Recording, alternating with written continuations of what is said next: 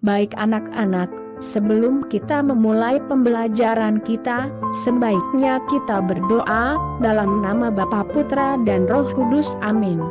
Ya Allah Bapa, pencipta semua umat manusia dan alam semesta, Engkau menghendaki semua umat manusia bahagia dalam rumah-Mu. Sudilah Engkau membimbing semua putra-putrimu, meskipun dengan cara dan di tempat yang berbeda-beda. Bantulah kami untuk lebih memahami dan menghayati ajaran agama kami, dan menjadikannya sebagai pedoman hidup sehari-hari, agar dapat memperoleh keselamatan, sekarang dan selama-lamanya. Demi Kristus, Tuhan dan pengantara kami, dalam nama Bapa, Putra, dan Roh Kudus. Amin. Selamat pagi anak-anak, bagaimana kabarnya hari ini? Semoga kita semua dalam keadaan sehat. Hari ini kita akan bersama-sama belajar mengenai beragama sebagai tanggapan atas karya keselamatan Allah. Ada 8 indikator yang akan kita capai. Yang pertama, menunjukkan rasa syukur dengan menjalankan ajaran agamanya. 2. Menunjukkan sikap disiplin dalam hidup beragama. 3. Menjelaskan makna hidup beragama. 4. Menjelaskan hal-hal baik yang diperoleh jika manusia menghayati hidup beragama dengan baik dan benar. 5.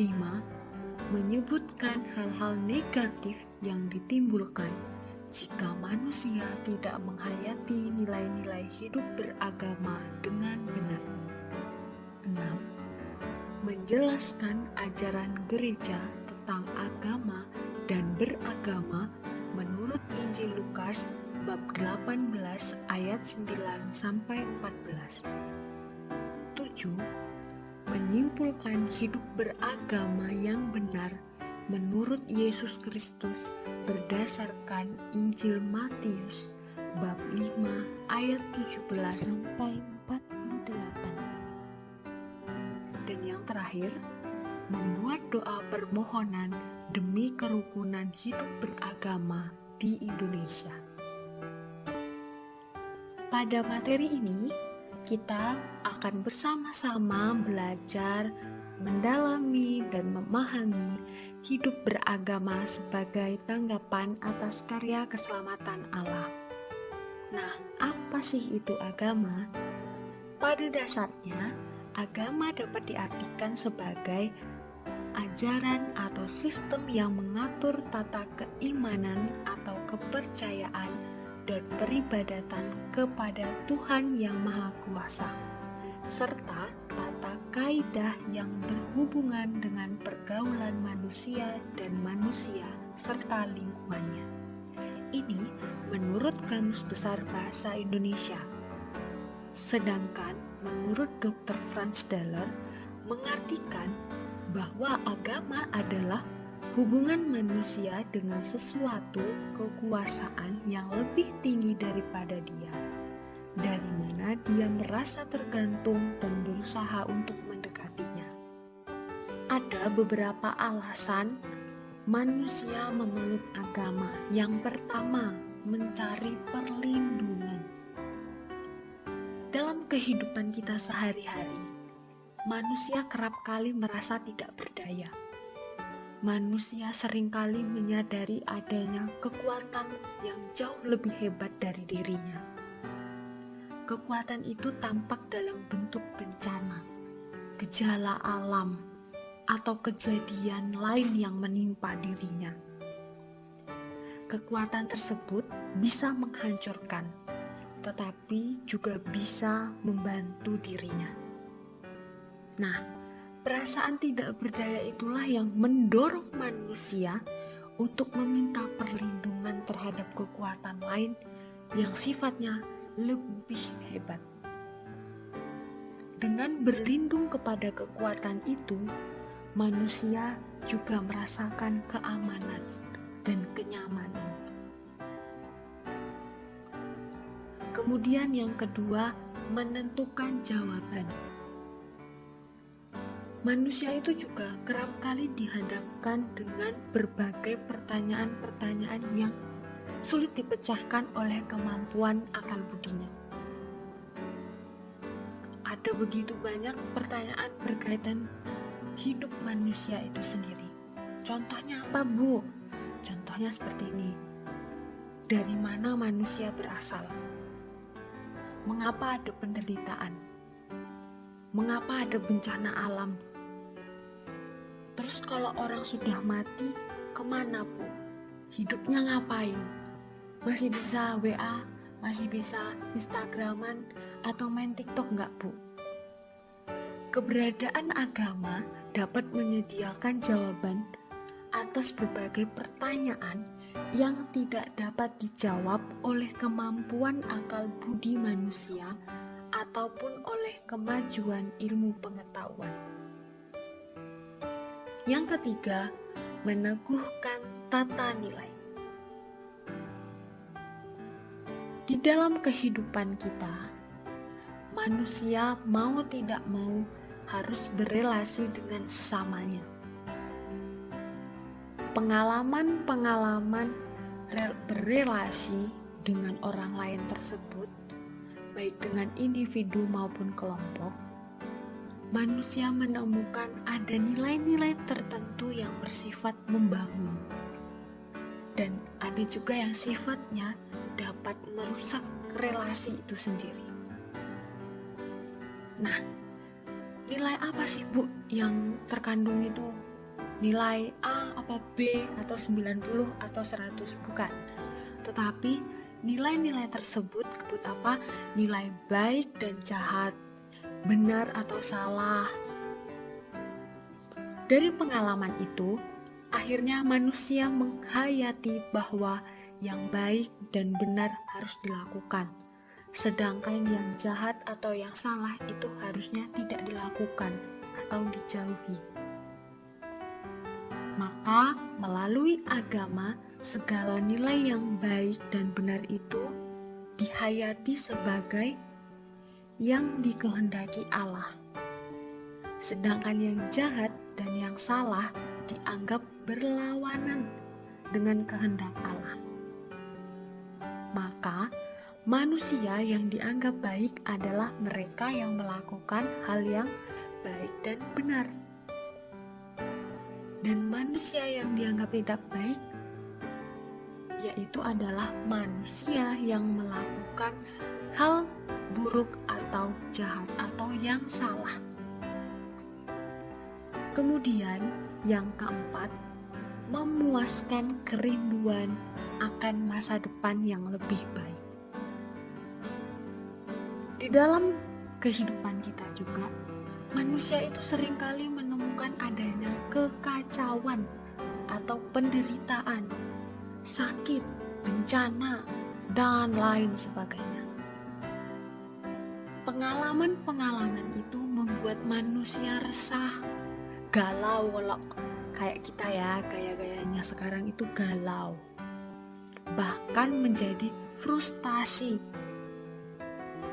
Dalam pergumulan hidupnya, manusia berpikir bahwa Allah demikian mencintai manusia atau mencintai kita. Pasti Allah tidak menghendaki semuanya itu terjadi terus-menerus. Nah, muncul kalau Allah mencintai manusia, tentulah ada situasi lain yang dijanjikannya. Yaitu apa? Situasi di mana manusia dapat hidup dengan damai, dengan tentram, tanpa penderitaan, dan lain sebagainya. Konsep surga dijadikan sebagai harapan masa depan, sedangkan neraka dijadikan sebagai sesuatu yang dihindari. Siapa sih yang gak mau masuk surga? Siapa yang mau masuk neraka? Tentu gak ada. Nah, latar belakang yang menjadi alasan orang beragama tersebut tentu saja akan sangat menentukan bagaimana menghayati agama yang dianutnya. Anak-anak yang terkasih di dalam Tuhan, hidup beragama yang benar harus didasarkan pada keyakinan bahwa Allah telah mencintai kita sebagai manusia. Dialah sumber cinta penyelenggara kehidupan. Sehingga hidup beragama hendaknya itu mengarah pada relasi yang makin dekat dan mendalam dengan Allah. Relasi yang makin dekat dan mendalam dengan Allah ini dapat dilaksanakan melalui praktek pelaksanaan ibadah sesuai agama yang dianutnya dan penghayatan ajaran agama dalam kehidupan sehari-hari. Kok ribet sih, Bu? Contohnya seperti ini. Misalnya, kita sebagai umat Katolik hari Minggu mengikuti perayaan Ekaristi. Meskipun online, kita tetap merayakan perayaan Ekaristi. Kemudian penghayatannya gimana, Bu? Contoh yang paling simpel adalah kita sebagai anak-anak di rumah bisa membantu orang tua. Misalnya, Dok, Ibu beliin sayur. Ya udah, kita, ya Bu, kita membantu Ibu untuk pergi membeli sayur. Kemudian yang cowok-cowok, Bu, kalau cowok bisa di rumah ngapain ya Bu? Bisa dengan membantu Ibu mencuci piring atau membantu ayah untuk berkebun atau menyiram tanaman dan lain sebagainya. Nah, Yesus sendiri mengajak kita supaya kita itu tidak bersikap formalitas dalam beragama. Maksudnya seperti apa? Agar kita benar-benar mendalami ajaran agama kita, sehingga kita tidak jatuh pada pemahaman yang dangkal dan setengah-setengah, dan kita dapat mengamalkan ajaran agama itu dengan benar. Sebelum kita melanjutkan pada materi kita, marilah kita ambil sikap doa. Dalam nama Bapa dan Putra dan Roh Kudus. Amin. Allah Bapa yang Maha Kasih, sungguh besar kasih-Mu dalam hidup kami melalui karya Putra-Mu.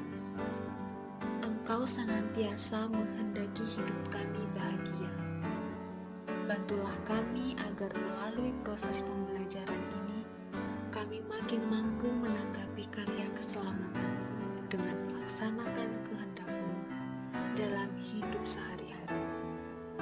Segala puji dan hormat kami persembahkan demi kemuliaan nama-Mu. Amin. Dalam nama Bapa dan Putra dan Roh Kudus. Amin. Indonesia memiliki 6 agama. Yang pertama, Islam. Tempat ibadahnya di masjid. Yang kedua, Katolik. Tempat ibadahnya di gereja. Yang ketiga, Kristen. Tempat ibadahnya juga di gereja. Yang keempat, Buddha. Tempat ibadahnya di vihara. Yang kelima, Hindu. Tempat ibadahnya ada di pura. Dan yang terakhir, Konghucu. Tempat ibadahnya ada di kelenteng. Dan sebenarnya di Indonesia ini masih banyak aliran-aliran kepercayaan lain. Selanjutnya, silahkan kalian membaca dari Injil Matius bab 5 ayat 17 sampai 48 dan Injil Lukas bab 18 ayat 9 sampai 14. Manusia menganut agama itu untuk memperoleh kepastian jawaban terhadap rahasia tersembunyi atas hidupnya. Manusia ingin dihantar pada tujuan akhir. Apa tujuan akhirnya? Yaitu kepada Tuhan yang dikenal sebagai penyelenggara dan tujuan hidup manusia itu sendiri. Kemudian, berdasarkan Injil Matius bab 5 ayat 17 sampai 48, Yesus mengajarkan kepada kita supaya kita tidak bersikap formalistis dalam beragama.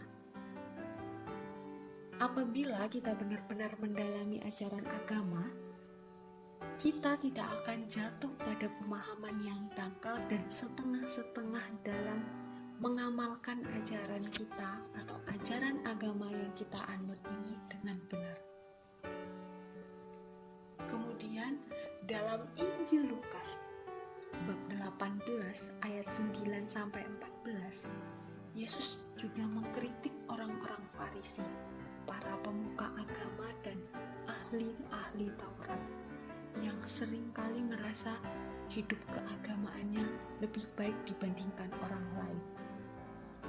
Mereka menyombongkan dirinya dan menganggap orang lain hidup agamanya itu lebih rendah.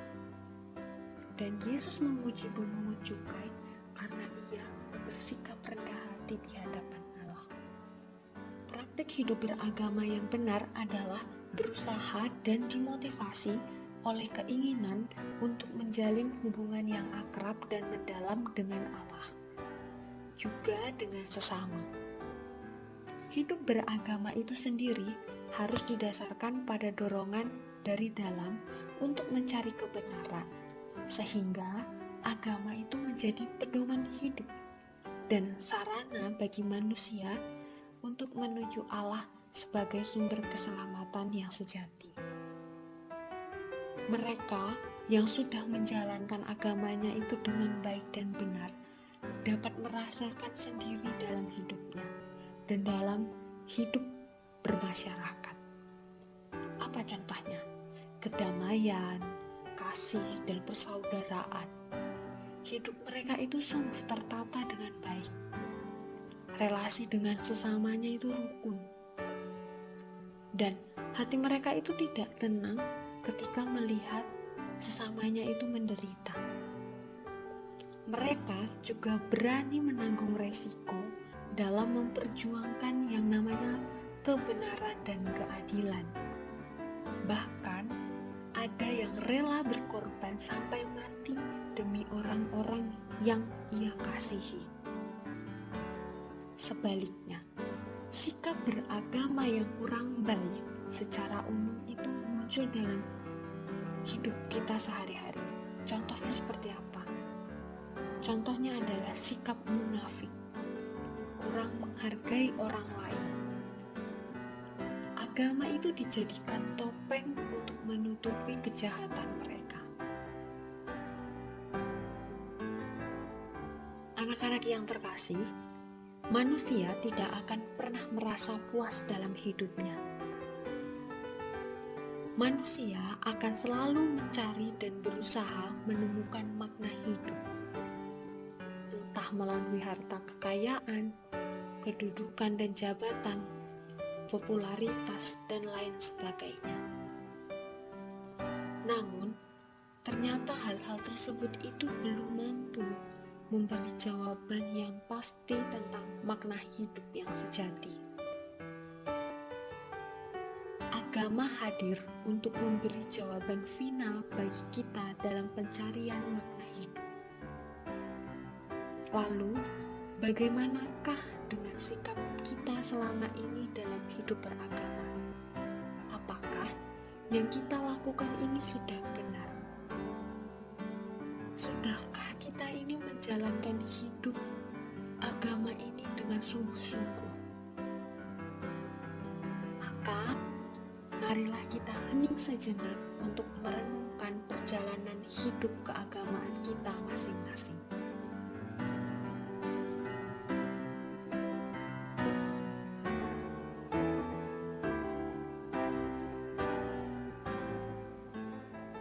Dalam nama Bapa dan Putra dan Roh Kudus. Amin. Allah Bapa yang Maha Kasih, kami bersyukur bahwa melalui pembelajaran hari ini, Engkau telah mengajarkan kepada kami untuk menjalankan praktik hidup beragama yang benar.